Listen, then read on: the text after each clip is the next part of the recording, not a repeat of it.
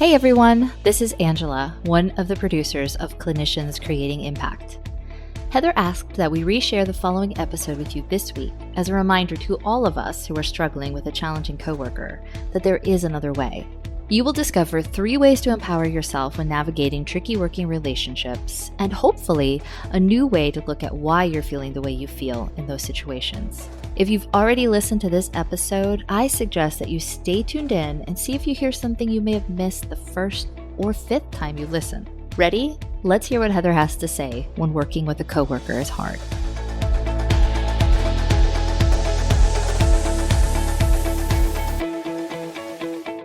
Hello, friend. I'm really starting to get into the groove of this podcast thing, and it is becoming one of my most favorite parts of the week. Now, this may be the honeymoon stage of podcasting, and I'm very well aware that it very well could be. And I'm also really excited to see where I can take this and to be able to connect with you more in the future. I'd also really like to start to get some of you in on this podcast as well. If I haven't reached out to you yet, please don't be offended. If you would like to come on this podcast and discuss all things clinical work, I would love to connect with you. The best way to connect with me, if you don't already have my email, is probably to follow me on Instagram. And my Instagram account is Heather Branscombe, all one word, .coaching, and to send me a DM, as the kids say. I'm really excited to talk about working with your coworkers today. So often as clinicians, we work in teams. And even if we don't work in teams itself, the nature of our work means that we work with other people. And because we're service professionals, it means that we like it when others feel happy and feel better. Because we work with other people, when people don't do what we want them to do, especially coworkers, that can feel really hard. It can make our work feel harder, or the things that we want to accomplish at work feel harder. And it can make it feel harder to work with the other person. So, as an example, say you're doing a joint assessment with another clinician and you're doing a report together, and the other clinician is taking a lot longer than you would hope, and you're worried about if you're going to make the report deadline that you agreed upon. One, that person taking longer can make it feel like it's harder for you to get your parts done. And secondly, we often don't like to disappoint our client or patient or whoever needs the report, so that you can really be worried about your client and the client experience as well as your own experience. I think we intuitively know, or maybe we've just learned this through experience, that we actually can't control others' behavior. I think you probably know that. I know that too. And yet, when people are not behaving the way that we want them to behave or expect them to behave, knowing that we actually can't control their behavior can create feelings of being something like a victim in the situation. I've actually been talking about this as well in our own workplace where I work at Abilities. And no, I want to first qualify by saying I work with amazing people. This is not my way of calling anybody out. It's a thought that I work with amazing people, and I love that thought. I truly believe I work with amazing people. And these amazing people that I work with have a variety of strengths as well as opportunities to grow, including myself.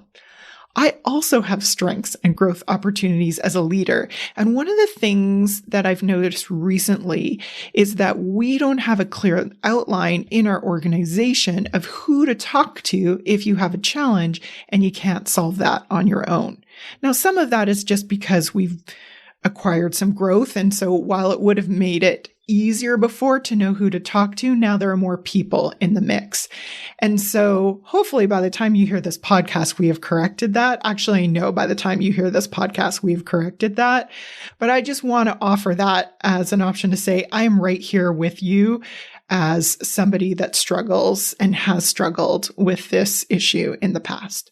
We have a great handbook at Abilities that tells you who to ask questions to if you have questions about a certain topic, but we really didn't give any clear guidelines.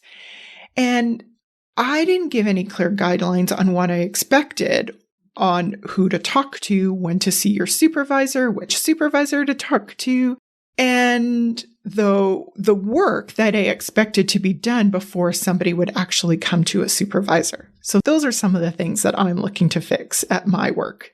All of this to say is I've really been thinking a lot about that, and I want to take some of the work that I've done personally as a leader, as well as talking to other experts, and bring that all to you so that you can learn from my mistakes.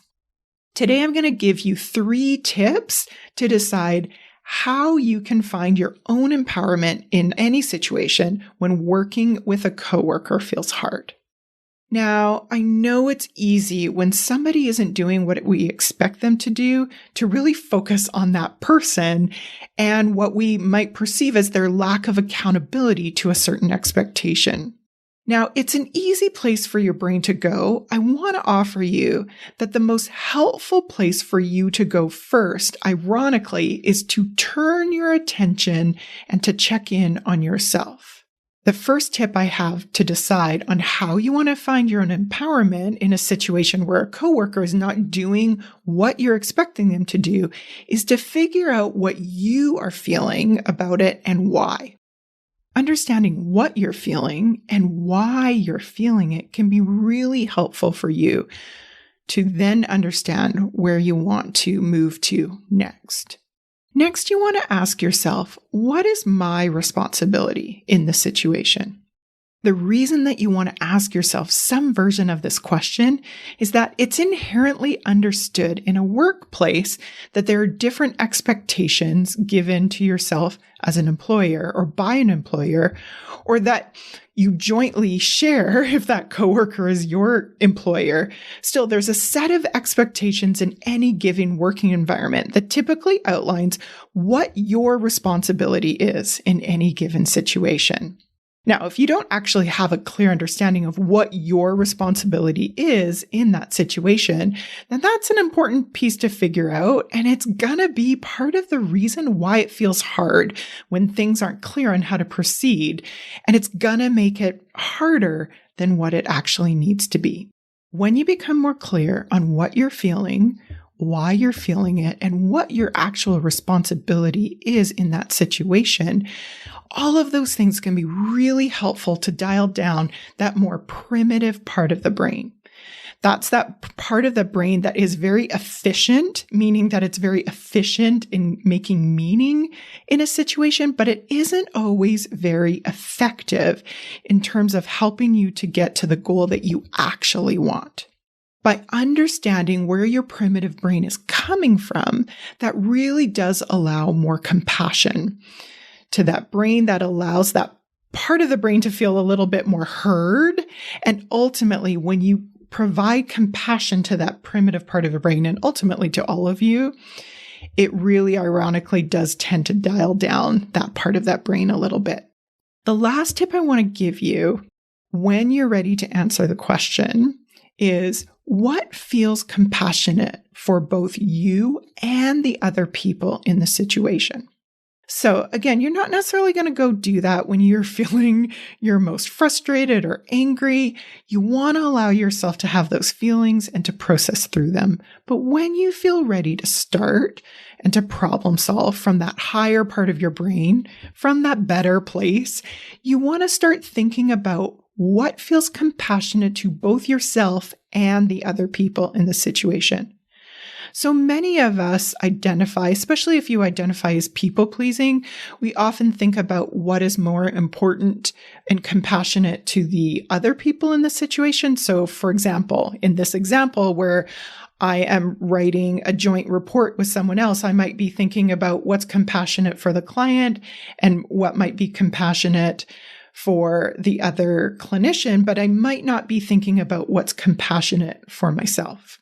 So again, if I ask myself with compassion to myself and all the other people involved in this situation, I can ask myself something like, it could be possible that I can't finish my part without the other clinician finishing their part if we actually have a joint report. And I don't want to disappoint the client by having the report be submitted later than what we told them that it would. When I take a couple of moments to actually draw that out and understand my primitive brain a little bit better, well, then of course it makes sense that I feel anxious about that, and it helps me to see where my responsibility begins and ends. So in this hypothetical example, I think of my responsibility in the situation. It really is to write my part of the report and to communicate that with the team. So first, I'm thinking about what feels compassionate for myself and the other people in the situation. I can talk to the other clinician and tell them about them not meeting the expectations that we'd agreed upon, if we had actually agreed upon when they were going to do it, how it's impacting me and my work. This isn't me being their police officer. I'm not policing their work. I'm really just telling them the impact that their work has on my work. I notice that when I do that, I'm not even asking them to change. I mean, if they're already late, we can't change what's already happened. We can't change it from being late now if it is late. But I hope by communicating that in an empathetic and compassionate way for both myself and the other person, they might be able to make a more empowered choice on their end on how they spend their time in the future. And they may choose not to impact me in that similar way in the future. Second, if I'm thinking about what is being compassionate for all sides, something that I could do is I could communicate with the client and let them know that the report will be late. I can decide if I want to divulge why the report is being late, and sometimes that's appropriate. Sometimes I might feel that that's not appropriate. Sometimes it's not even necessary. But notice that I get to decide what feels good and compassionate moving forward, and I can communicate that. That's my part of my responsibility as being part of the team. Third, I can decide if I want to talk to a supervisor based on my own organizational expectations of what to report, when to report, my own thoughts, and why. If this is a one-off thing, and it's a very unusual behavior for this other clinician to be late, I might decide not to report it to anybody else, and I may feel really good about that. But if this is something that I'm noticing that's happening going forward, I may decide to talk to my own supervisor about it, or their supervisor, depending again on what the expectations are in my own organization. So next time you're working with a coworker and it feels hard, try these 3 tips. 1, figure out what you're actually feeling and why. Number 2, figure out what is your responsibility in this situation. And 3, ask yourself, what is the most compassionate thing that you could do for both yourself and the other people in this situation? I can't wait to see the impact that you create using this newfound knowledge today. See you soon. If you enjoyed today's show and don't want to worry about missing an episode, you can follow the show wherever you listen to your podcasts. And if you haven't already, I would really appreciate it if you could leave a rating and review to let me know what you think and to help others find clinicians creating impact. It doesn't have to be a 5-star rating, although I sure hope you love the show. I'd really want your honest feedback so I can create an awesome podcast that provides tons of value. To learn more about me and the work that I do, visit my website at www.abilitiesrehabilitation.com/clinicians corner to download your free Getting It All Done at Work process and to see what I'm up to. Thanks so much. Thanks for joining me this week on the Clinicians Creating Impact podcast.